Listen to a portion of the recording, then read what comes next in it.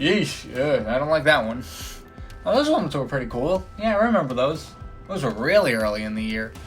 Yeah, 3D modeling, cool. Probably I did some really fun character design this year. These two projects, I really like how the Phoenix initiative came out. That was fun. Some Blender animation, nice. Benny Productions challenge, nice. The Jazza challenge could have been a lot better though. Wow, that is a lot of art this year. Oh, whoa! Did I do that? Hello all, my name is Kyle, aka the Kyng-Pin of Spades, and I've made a lot of art in 2020. Art has always been a hobby for mine, but it's been like a few and far between hobby. Like every couple of months I would do a new project. But now that I'm an art major, I am almost forced to do art. Not that that's a bad thing, but this is the year that on my own and through school, I felt myself really expanding as an artist. I only used to work in just Photoshop with like photo collages, you can call them. But this year I worked with 3D animation, 2D drawing, Photoshop collages, like I mentioned, and I really felt my skill broaden into more different mediums. So today I just wanted to take a look at a few key projects that I felt really helped me improve as an artist. So, without further ado, let's begin the show. Oh boy, we're not starting off strong here. Alright, for context, I had to draw a digital persona of myself for a class, for like an Instagram page and stuff like that. It's the first Instagram post when I made my art account, when I separated it from my personal account. Still not too sure about doing that though. I mean, I already did, but... So, it's like, this is like the first fully digital drawing I've ever done, because in the past, I used to draw on paper, scan it in, and then trace it in Photoshop. But this, I think I did completely digital, and this was like February, March. And it's supposed to be an image of me. I don't know if you can tell, but it's a splitting image. Can't tell the difference. And now, the problem I have with this, and it's bugged me every time I go back and look at that, is the face is so far removed from the neck that it makes the neck look like 5 times bigger than it should be. Also, the ear is like moved up to the side of my eye. The ear should be way further back. Hopefully, as we progress later in the year, I got much better at 3/4 drawing, especially with human faces. But it's not all bad. I really like the design of the character. I like the shirt design of the spade with the ink dripping down. I might turn that into something. Who knows? The shading on the hair, I think, actually looks pretty good. You can tell there's more than one shade of brown, and I think I captured that very well. The disease spots on my neck don't look great. Texturing on the jacket could have been a bit better, and there's no collar either, so yeah. Overall, not my best project of the year, but you gotta start somewhere. Okay, here we go. This is so much better. This is late February, whereas I just looked it up. The other one was about late January, so this is a month improvement here. Granted, it's not a 3/4, it's a front shot, so I don't know how I changed with necks, but I think this is much better. The shading, I think, is better here. I got materials better, the shading of the hood on the face, the shine of the lipstick, and the blood. The blood I want to talk about. I really enjoyed how the blood turned out. What I did was I went through and I just chose slightly different shades of like red and darker red. And I just rapidly dotted on my drawing tablet. Probably damaged it slightly. Oops. But I went there, and then I took a white and kind of just did the same thing, but just on, like, edges that would be there. And I think it turned out very well. I think it comes across, although I don't think it fits with every material it falls on. The problem, the blood, I like how it turned out, like I said, but I think it would look different on different materials. The way it's rendered on the skin, I think, should look differently than the way it was rendered, like, on the shirt or the belt or the pants. That's just all I have to say about the blood. But that's not my biggest problem. My biggest problem is I forgot to give her hair. I forgot to give Little Red Riding Hood hair.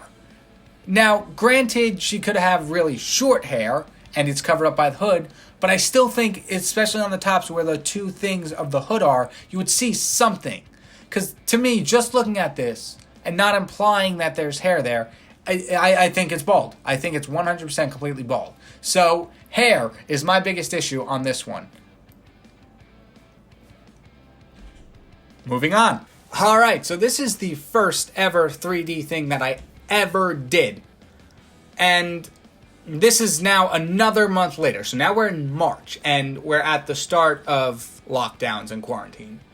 And this one wasn't for a school project, but I had to learn 3D modeling for a school project.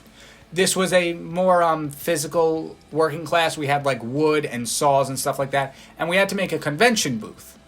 And obviously, if you're not allowed in school, you're not allowed access to all that stuff. So this project became more of a digital one. So I wound up learning 3D modeling to do it. I don't know how I had time to go through this tutorial, which was like hours, like 5 hours long, plus other schoolwork, plus actually doing the project. So I was more productive back then. What can I say? But I think it turned out really well. But I think it only turned out really well because I was following a tutorial. I think if I tried to do this on my own and just try to recollect things from there, it would not turn out as good or this realistic. But I'm still pretty happy with how it turned out. Oh, looky here, we have another 2D drawing. This is May now, so apparently I didn't do anything worthwhile in April. And this right here is a fan-made JoJo stand. And I know for a fact this is one I had drawn on paper and then transferred into Photoshop to trace it and do the line work, because I hadn't intended to turn this into a full piece. I just wanted to draw the stand. And I just went in blind. I didn't think of anything. And it kind of just came as I was drawing it. But I liked how it turned out. So I'm like, all right, let's color this in. And then I made it more work for myself and said, let's make a user for him too. And the user's okay. He makes an appearance later down the line in one of my projects that I did this fall/winter. But there's really nothing special about him. I tried to incorporate like an Alice in Chains album, which is why he only has one arm, because one of their albums is the dog missing a leg. So that wasn't very clever of me as I thought of, but overall I like how it turned out. And that's really all I have to say about this one.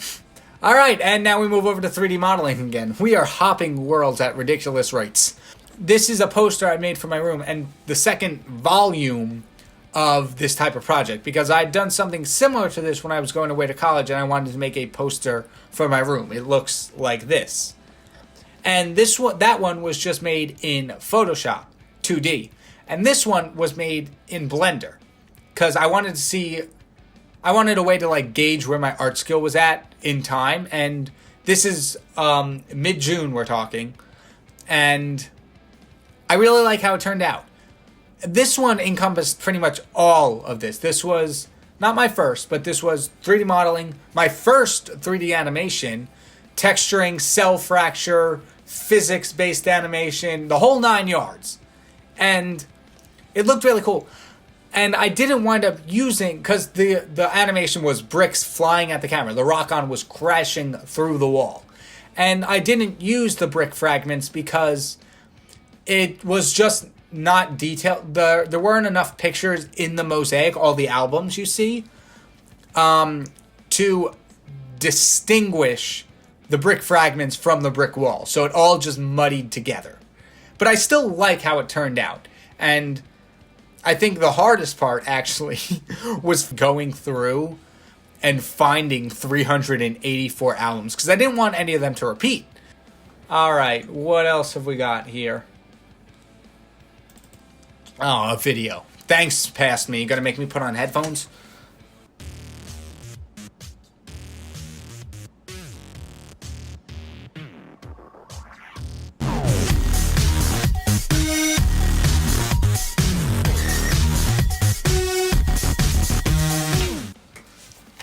Alright, so not much to say about this one. This was just the outro I made for when I did gaming, when I started my YouTube channel back up again. I mean, I still guess I used it occasionally in art videos, but this was like my first 2D animation in After Effects in about 2 years. And I think it was important to include because just so we can get a broader range of what kind of art I did this year. And my biggest problem, or my biggest worry when conceiving this project was I was worried that the cards would move too statically, that they wouldn't seem to be flowing naturally. But I actually did research and filmed myself throwing cards against the table to see how fast they would move and how they would slow down. Because my original plan was to have them do full 360s before stopping, and that's not how they would naturally move. At least once they hit the surface. So that's really all I have to say for this one. I think it was better animation, but I think if I did it now, about 4 months later, it would still be different than back then. Oh my gosh, what do I say about Tomato Dragon? Okay, this one marks a significant change in my art between the summer and fall. Because this is the picture of the fan-made stand. This was the last 2D thing I did before this. And the difference is, in that one I tried out cell shading, and I think it kind of turned out better. But this one is what I went through and blended, to make it look not realistic, but have that more softer style of blending. And this isn't the first actual character design I did. This is me taking what I had learned in one of my classes and doing it on my own, practicing it. And I think it turned out really nice because everything from this I learned from the class. The scribbling part, the line work, the separation of different values, shading in black and white, and then adding color on top of that. And I think it really worked out well. And I really like the design of the character too, so I think that really helps. And you can see this is how I also did other character designs, like this robot that I did and the Project Phoenix initiative, which I really like. I would review that, but I would really just say the same things as this, but I really love how the Project Phoenix initiative turned out as well. And guess what? We're moving back to 3D modeling! Headphones coming back on.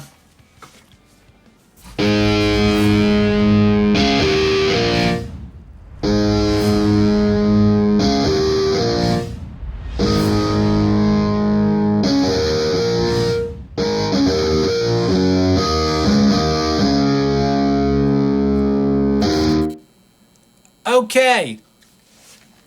Intro for my radio show. Very loud. I didn't realize how loud the levels were. Okay. Audio mixing aside, that was something I just put together in GarageBand real quick, but this one was very big on texturing and camera movements. This is also 3D animation made solely in Blender, and I used a lot of tutorials in this. I actually have a video explaining how I did it, and you can find it in one of these corners. I always forget which one it is. But I think this turned out really good. The main staple of this one, which is, we're in November now, or early October, maybe, or late October maybe, but the staple of this project was learning, how to texture. So the gold, the neon, and the stone, I learned how to texture all those, and multiple camera angles. Having multiple cameras in the scene and switching between them. That was the staple of this project. And last but not last, we have From Dusk Till Fawn. And this was the first type of this project that I'd done all year. And this is late November, or mid-November maybe. And this had come after I binge-watched a bunch of Benny production products. I actually did participate in one of his contests, which is also up in the cards. And I took a lot of inspiration and techniques from his videos, and I think it turned out a lot better than anything I'd done in the past, even though I'd been working in Photoshop for years before this one particularly. And I learned a lot of things, especially color correction, dramatic lighting, and how lighting is cast, which I had wound up using in my other Photoshop projects that I had done this year. Mainly the Benny Productions picture and the concert in Blender, which just came out last week. Once again, in the cards.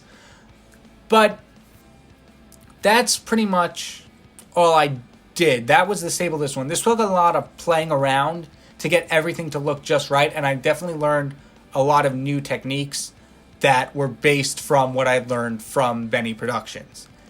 And I think having to recreate it again on a bigger canvas also helped me practice on learning what I did and how I did it and how to get it to look as close to the original, this one, as possible. And so that's the, top 10 projects I've done this year that really helped me develop my skill as an artist in all mediums. 2D animation, 3D modeling, 2D digital art, and Photoshop. And I really think I developed my skill in each one of these and really learned something new in every project that I did this year. But these were just the top 10 that I felt really were staples in my career as an artist. And because of this, I like everything that I did this year, even the earlier ones that didn't come out as good. Especially the neck one. But I'm really excited to take all these skills I've learned and develop them even further next year. So, Happy New Year. Here's to 2021.